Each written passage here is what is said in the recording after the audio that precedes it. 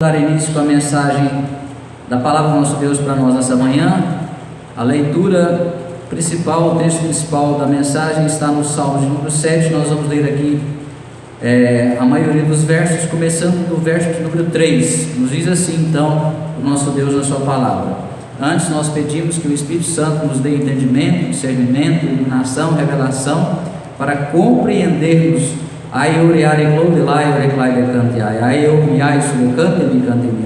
para compreendermos, ó Deus, o que o Senhor quer falar conosco. Transforma essa mensagem da tua palavra, ó meu Deus, no ai de hoje,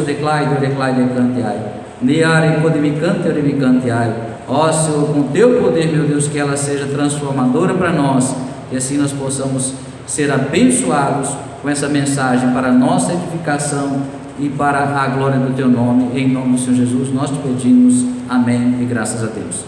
Salmo de número 7, versos 3 a seguir, nos diz assim: Senhor meu Deus, se procedi como me culpam, se em minhas mãos há injustiça e iniquidade, se paguei com o mal ao amigo que me fez o bem, se de tudo despojei meus adversários, que o inimigo me persiga até alcançar, que me pisoteie vivo sobre a terra e arraste a minha honra no pó.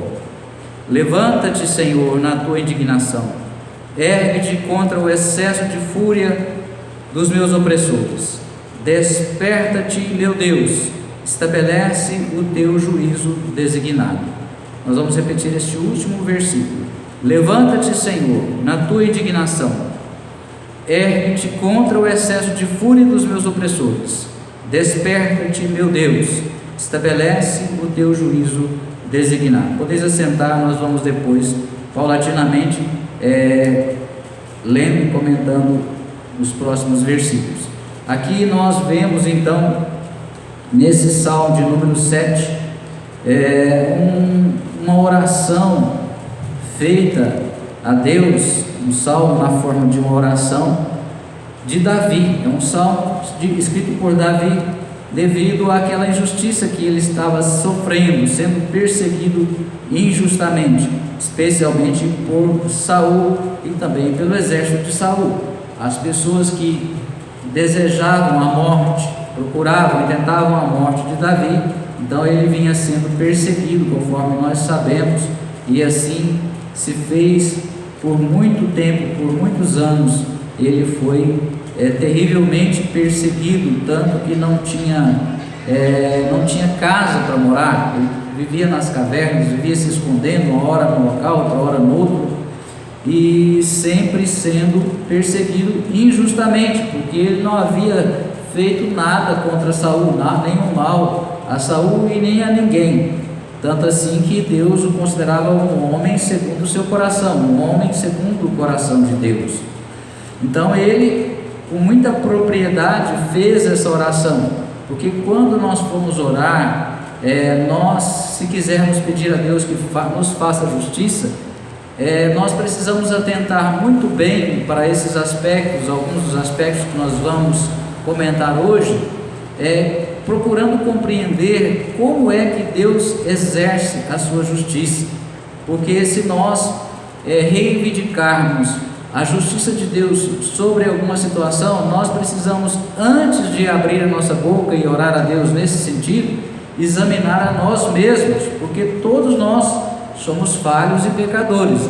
Então, antes de pedir que Deus faça justiça em relação a alguém, quem sabe, nós precisamos ter o cuidado de examinar a nós mesmos, de pedir que o próprio Espírito Santo sonde, examine os nossos corações, esquadrinhe os nossos pensamentos e nos revele o caminho mau que há em nós, ou seja, em que nós estamos errando, como nós estamos errando, onde nós estamos errando. Nós precisamos nos arrepender, nos humilhar diante de Deus, reconhecendo a nossa condição de falhos e pecadores, e assim recebermos misericórdia de Deus.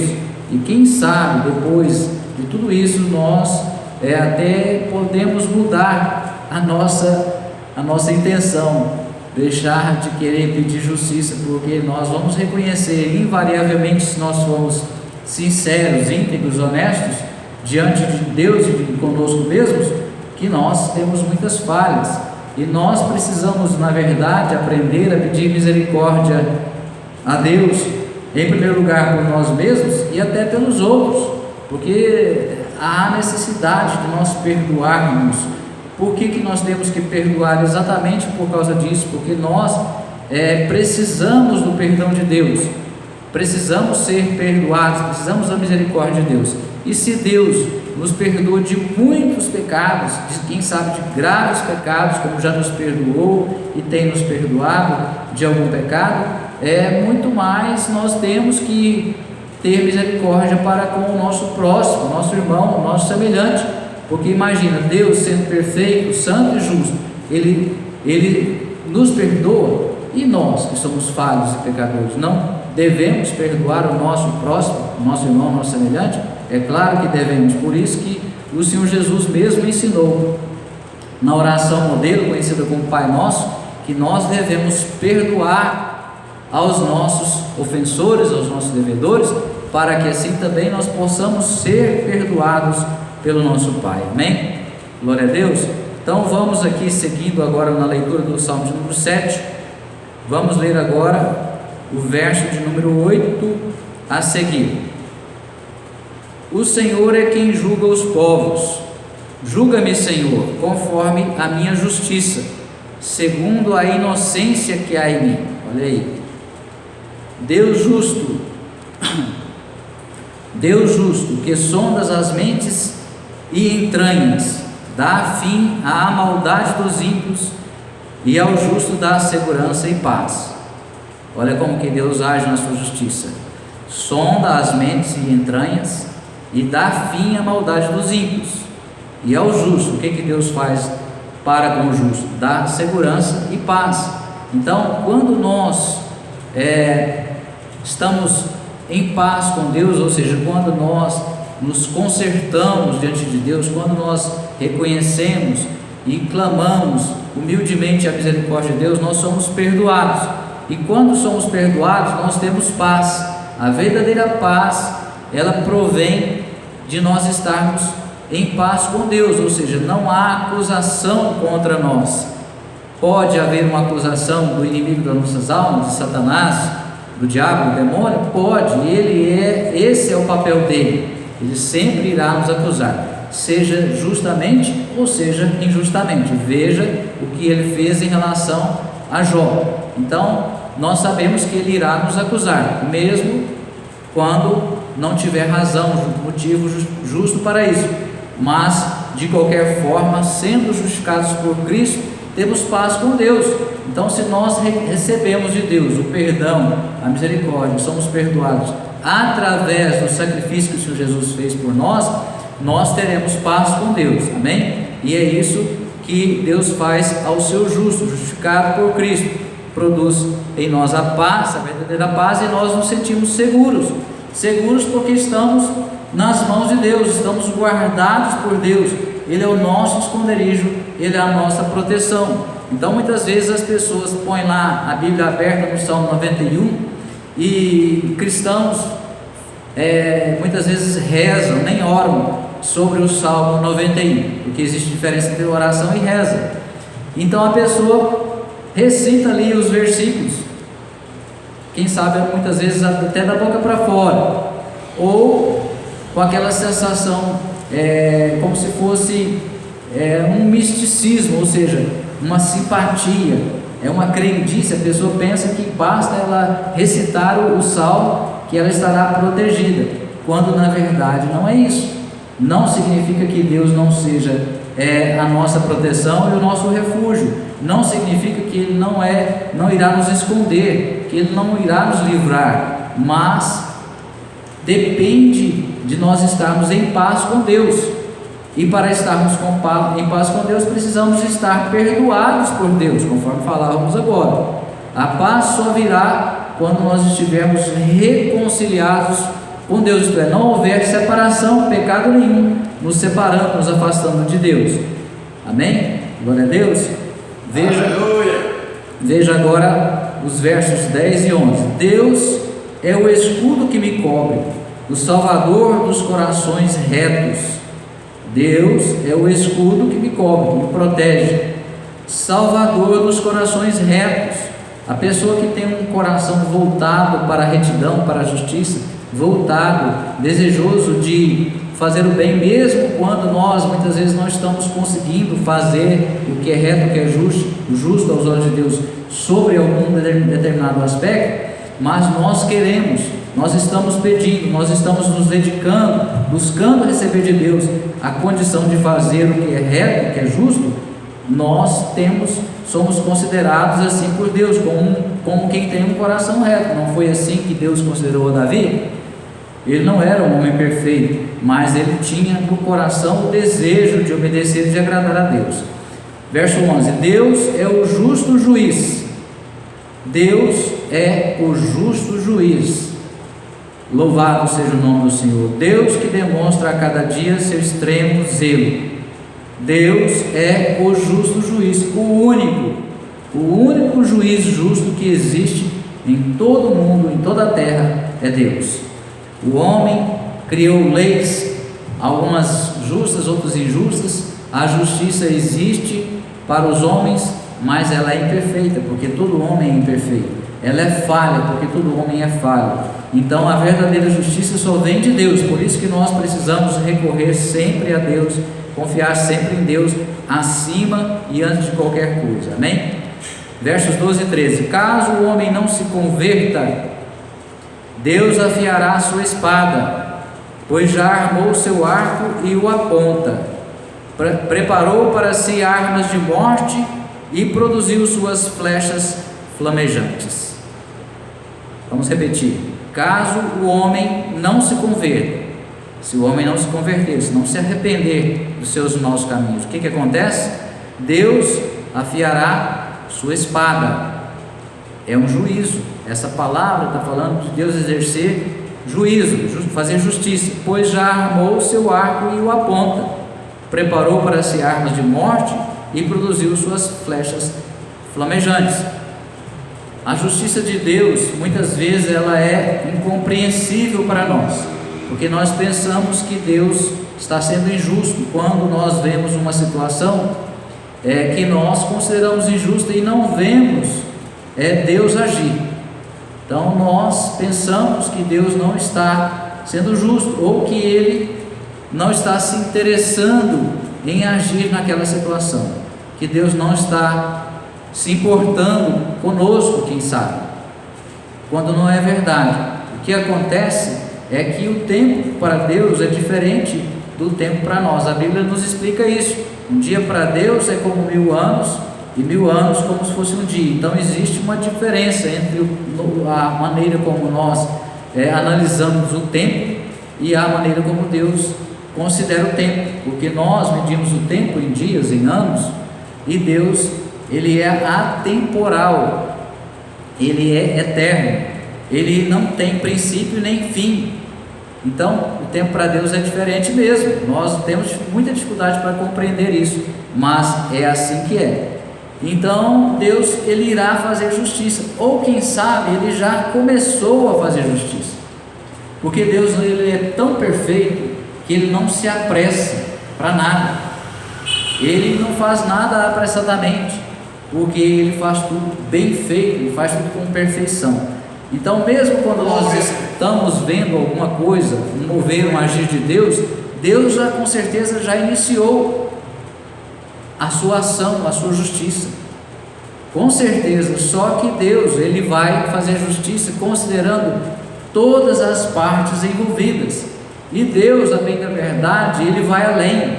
Nós vamos ver aqui mais adiante que Deus, Ele não considera para fazer justiça somente uma pessoa.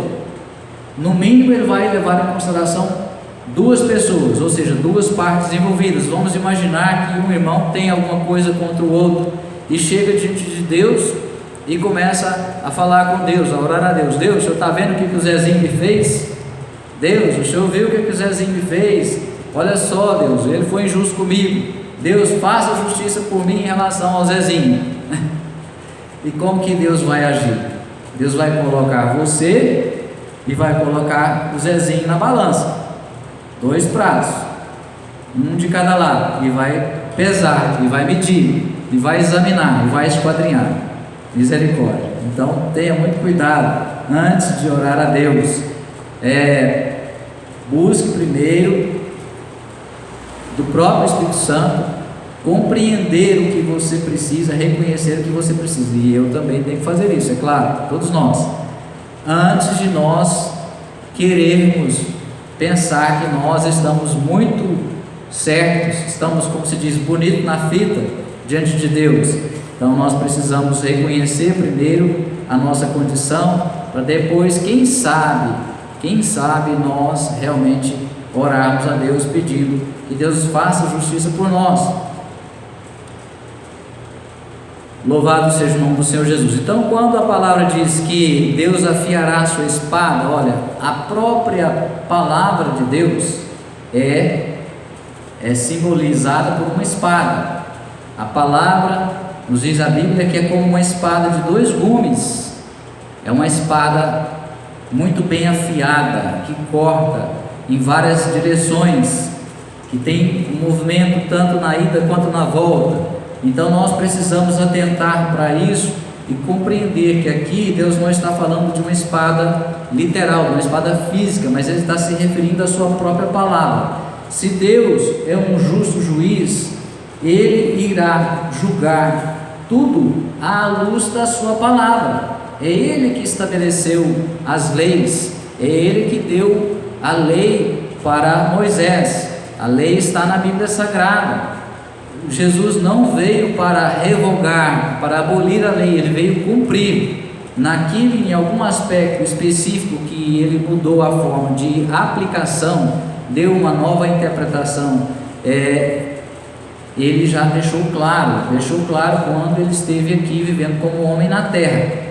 O mais, quanto a tudo o mais, foi mantido, a lei está mantida. Jesus, você veja que quando Ele ia conversar ali com os mestres da lei, os fariseus, os escribas, eles sempre questionavam a Jesus, faziam perguntas relacionadas à lei, ao que estava escrito, e Jesus sempre respondia também com base na lei, o que estava escrito. Então, muitas vezes nós somos levados a pensar que hoje, porque se vive, é muito comum se dizer que nós vivemos no tempo da graça, que não há necessidade nem de conhecer a lei, quanto a ignorância, quanto o engano, porque Deus, sendo juiz, Ele não julga se Ele não tiver uma lei para examinar. Como que um juiz, para ser justo, ele vai julgar uma causa? Imagina que você vai diante da justiça pedindo ao juiz que julgue uma causa para você. Então você alega que alguém te deve, tem uma dívida para com você e que não te pagou, tinha obrigação de pagar. Você vendeu alguma coisa, a pessoa comprou, mas não pagou, e você recorre à justiça. Você tenta receber, a pessoa não te paga, você vai na justiça. O juiz que vai julgar a sua causa, ele vai se basear em quê? Somente nas palavras? Não. Em primeiro lugar, ele vai considerar a lei. Existem leis que regem os contratos de compra e venda. Então ele vai analisar, olha, a obrigação do vendedor é entregar a coisa, entregar o objeto vendido. O objeto foi entregue, na forma, no estado que foi apresentado, que foi negociado? Sim. E quanto ao comprador, qual é a obrigação? Pagar o preço, pagar o valor que foi combinado, foi contratado. Então é isso que a lei estabelece. Tem as provas? Tem. Então o juiz vai decidir com quem está a razão. Vai para fazer justiça, ele vai dar razão para quem tem razão.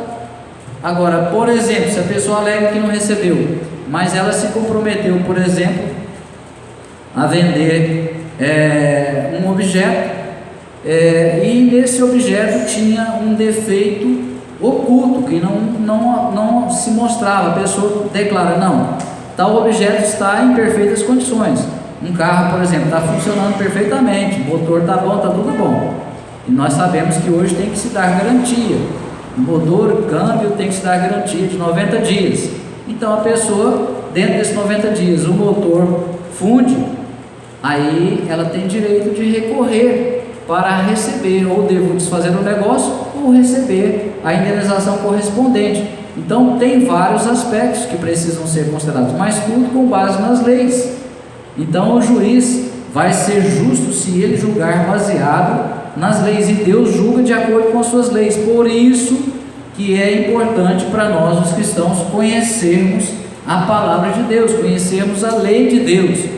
No dia, Deus vai exercendo a sua justiça gradativamente, paulatinamente, enquanto nós estamos vivendo aqui na terra. Por exemplo, aconteceu me lembrei agora daquela passagem de Ananias e Safira. Eles tentaram enganar ali aos discípulos, aos apóstolos.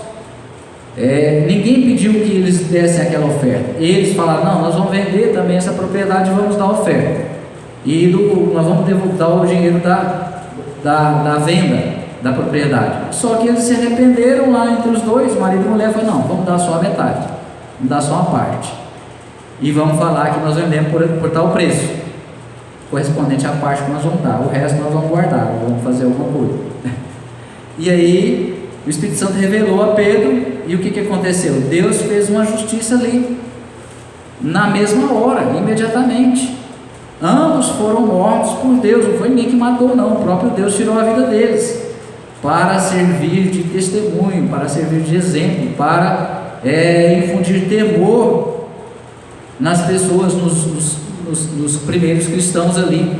Então, e quem sabe com outros propósitos, mas ali Deus fez uma justiça, porque eles tentaram enganar, e o apóstolo Pedro falou: vocês tentaram enganar, não foi a nós não, foi o próprio Espírito Santo.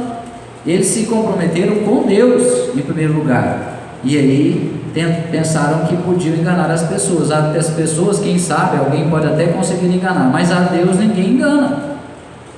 Deus conhece as intenções dos nossos corações. Então nós precisamos compreender isso. Só que haverá um juízo final, haverá um dia de um julgamento final, e esse dia todos os nossos pecados que não foram perdoados, se não foram perdoados, vão ser apresentados. Todos os nossos atos serão apontados, servirão de condenação ou de absolvição para nós.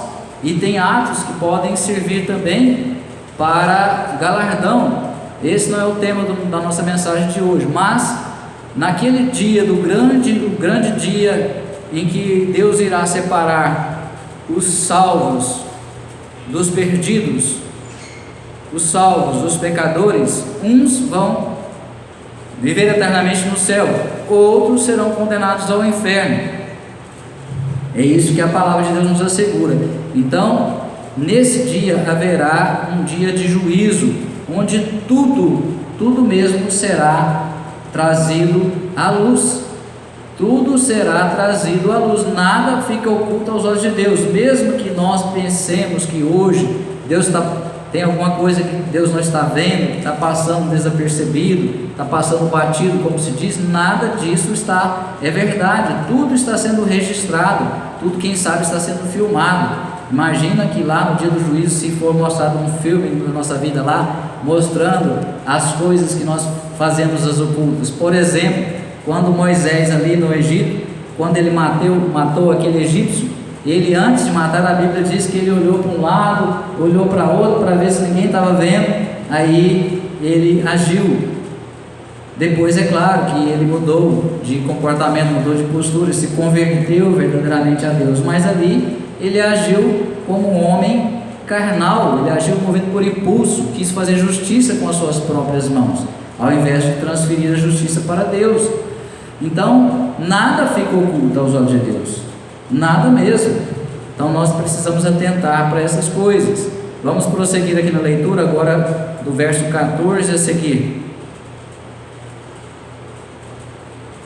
Todo aquele que gera maldade concebe ou gera, o sofrimento, e dá à luz a desilusão.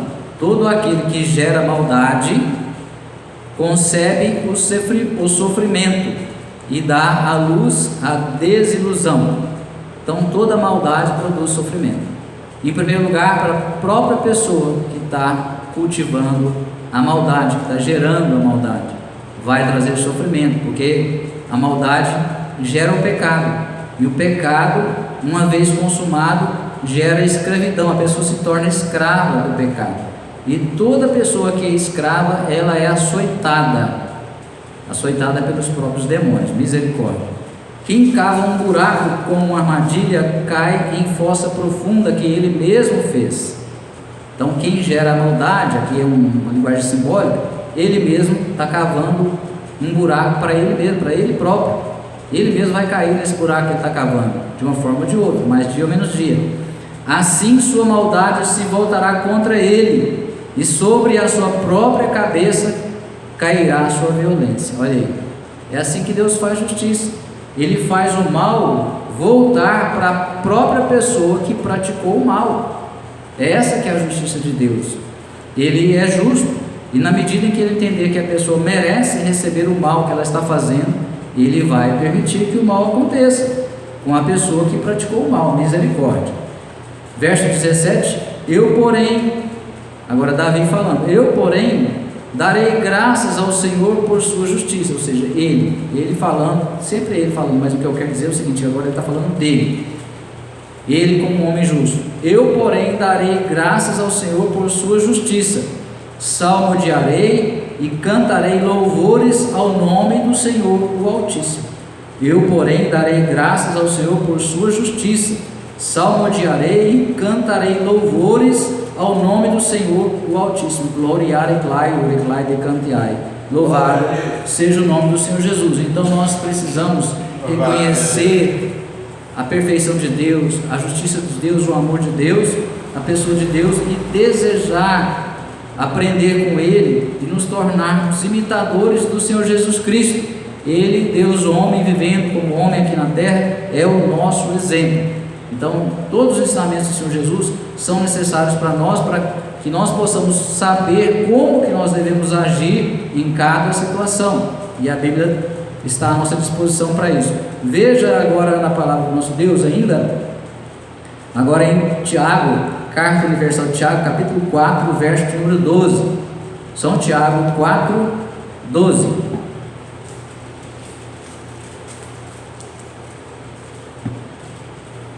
Tiago, capítulo 4, verso 12. Um só é o legislador e juiz, aquele que pode salvar e aniquilar. Tu, no entanto, quem és para julgar o teu semelhante? Vamos repetir? Um só é o legislador e juiz, está em letra maiúscula, então está se referindo a Deus, é o que nós falávamos no início. Ele é legislador, ele que criou as leis, e juiz, o verdadeiro juiz, o justo juiz, aquele que pode salvar e aniquilar, ou matar, ou seja, ele salva a alma do homem através do Senhor Jesus, e ele pode, é o único que pode condenar também os homens de acordo com o seu proceder, as suas escolhas. Tu, no entanto, quem és? Ou seja, eu, você, nós, quem somos, para julgar o teu semelhante? Então, nós não devemos julgar no sentido de condenar a ninguém, conforme nós falávamos no início. Veja agora em Lucas capítulo 18, versos 7 e 8. São Lucas, Evangelho segundo Lucas, o médico amado, capítulo 18, versos 7 e 8. Lucas 18, 7 e 8. Porventura Deus não fará plena justiça aos seus escolhidos, que a Ele clamam de dia e de noite, ainda que lhes pareça demorado em atendê-los? Glorificado seja o nome do Senhor Jesus. Aqui nós lembramos do que nós comentávamos antes, sobre a nossa impressão, falsa impressão de que Deus possa estar demorando. Aí vem a palavra do Senhor nos alertando para isso. Porventura Deus não fará plena justiça aos seus escolhidos, ou seja, Deus com certeza vai fazer justiça pelos seus escolhidos. Quem que são os escolhidos? Aqueles que foram chamados e aceitaram o convite, aceitaram o convite de Deus para servir a Ele, para pertencer a Ele, para se render aos pés do Senhor Jesus e confessar ao Senhor Jesus como seu Senhor e seu Salvador. Porventura Deus não fará plena justiça aos seus escolhidos, que a Ele clamam de dia e de noite, ainda que lhes pareça demorado em atendê-los? E tem um outro requisito, que é nós clamarmos sempre, sem desanimar, sem cessar, porque se Deus, nós estamos nos sentindo injustiçados por alguma situação, nós precisamos nos apresentar a Deus com sabedoria, conforme nós falávamos antes,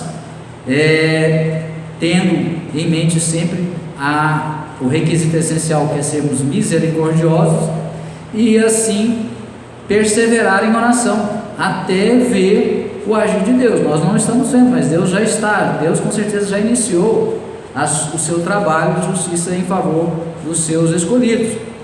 Verso 8: eu vos asseguro, Ele vos fará justiça e depressa. Olha só, eu vos asseguro, Ele vos fará justiça e depressa. Quem é que falou essas palavras aqui? Que o próprio Senhor Jesus. Ele estava comentando aqui, nos versos anteriores, nós vamos ler sobre o juiz, a parábola do juiz iníquo, a mulher que insistia com aquele juiz que era iníquo, ou seja, ele praticava iniquidades, não era um justo juiz, e mesmo assim, pela insistência daquela mulher, ele resolveu julgar a causa dela, para ficar livre, né, como se diz, da insistência dela. E aí Jesus finaliza dessa forma: eu vos asseguro, Ele, Deus, vos fará sua justiça e depressa, não a justiça que eu, segundo eu entendo, que eu quero, como eu penso, não, Ele fará da maneira dele. Ele vos fará a sua justiça e depressa. No entanto, quando o Filho do Homem vier, encontrará fé em alguma parte da terra? Então, se eu quero que Deus faça justiça numa causa que eu estou apresentando, não necessariamente uma causa do meu interesse particular, mas, por exemplo, existem tantas injustiças, né, sendo praticadas na terra, no nosso país, no mundo inteiro, que nós temos obrigação de orar para Deus fazer justiça na terra. Então, ele fala no final: mas quando Jesus voltar, quando o Filho do Homem vier, quando Jesus vier buscar, arrebatar a sua igreja, a sua noiva, encontrará fé em alguma parte da terra? Então, se eu quero pedir para Deus intervir, o primeiro requisito para Deus responder a minha oração, considerar e atender a minha oração, qual é? É a fé. Sem fé é impossível agradar a Deus. Por isso que não adianta também a pessoa falar da boca para fora. Se não tiver fé, não vai resolver nada. Gênesis 18, 23. Livro do Gênesis, capítulo 18, verso 23. Abraão chegou um pouco mais perto e indagou: destruirás o justo com o pecador? Abraão chegou um pouco mais perto e indagou, perguntou para Deus, para o Senhor: destruirás o justo com o pecador? Estava se referindo ali à destruição de Sodoma, onde Ló estava. Então estava intercedendo por Ló e pelos demais justos que porventura houvessem ali. E aí ele argumenta com Deus, pergunta para Deus, pergunta para o Senhor, o próprio Senhor Jesus: destruirás o justo com o pecador? É claro que não. Ele estava perguntando, mas a título de argumentar, a título de, como se ele quisesse convencer, né, a Deus, ao Senhor. Mas ele sabia que no íntimo a justiça de Deus não é assim, e ele não dá a mesma, ele não atribui a mesma consequência para o justo e para o ímpio, para o pecador.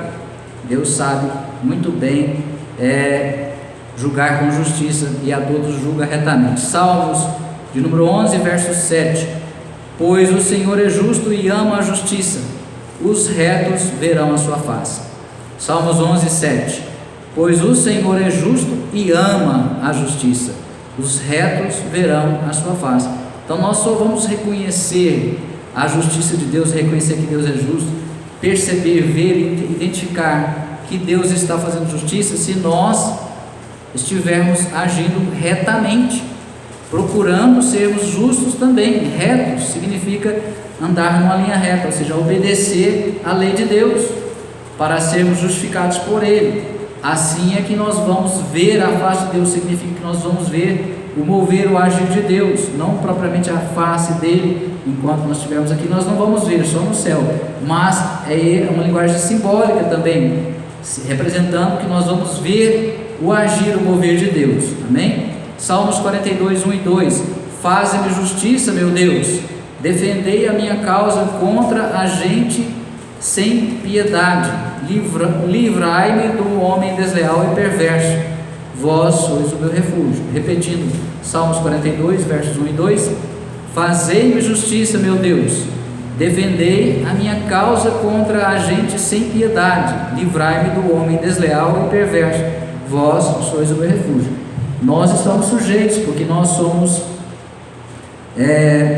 homens, mulheres de Deus, então nós somos perseguidos, em primeiro lugar, pelo diabo, e em segundo lugar, pelas pessoas que dão legalidade para o diabo agir. Então, se a pessoa estiver dando legalidade para o diabo influenciar a vida dela, elas serão instrumentos do próprio diabo para vir contra nós e para praticar o mal contra nós. Nós podemos orar dessa forma: age em meu favor, Senhor, livra-me do homem desleal e perverso, porque o Senhor é o meu refúgio. Salmo 103, verso 6: Ó Senhor, faz justiça e defende a causa de todos os oprimidos. Salmo 103, verso 6: Ó Senhor, faz justiça e defende a causa de todos os oprimidos. É uma oração intercessória por todos os oprimidos, conforme nós falamos, orar pelos outros. Romanos 2, 6: Deus retribuirá a cada um segundo o seu procedimento. Deus retribuirá a cada um segundo o seu procedimento. Deus é justo, Ele vai retribuir a cada um de acordo com as suas obras, de acordo com o seu procedimento. Salmos 62, versos 11 e 12: Uma vez declarou Deus e duas lições ouvi: o poder pertence a Deus, e a bondade é tua, ó Eterno, pois tu recompensas o ser humano conforme os seus atos. A justiça de Deus é essa, Ele recompensa a cada um conforme o que cada um faz. Vamos repetir, Salmo 62, 11 e 12: Uma vez declarou Deus e duas lições ouvi: o poder pertence a Deus, uma lição, e a bondade é tua, ó Eterno, outra lição, pois tu recompensas o ser humano conforme os seus atos. Finalizando agora com Eclesiastes 12, capítulo 12, verso 13. Eclesiastes, capítulo 12, verso 13, para finalizar a mensagem de hoje, nos diz assim o nosso Deus na sua palavra: Agora que já se disse tudo, eis aqui a conclusão a que chegamos: ama reverentemente a Deus e obedece os seus mandamentos, porquanto foi para isso que fomos criados. Eclesiastes 12, 13. Agora que já se disse tudo, eis aqui a conclusão a que chegamos. Qual é a conclusão? Ama reverentemente a Deus e obedece aos seus mandamentos, porquanto foi para isso que fomos criados. Nós fomos criados para obedecer a Deus, amar a Deus e obedecer a Ele. Amar a Deus reverentemente e reconhecer, ou melhor, e obedecer os seus mandamentos.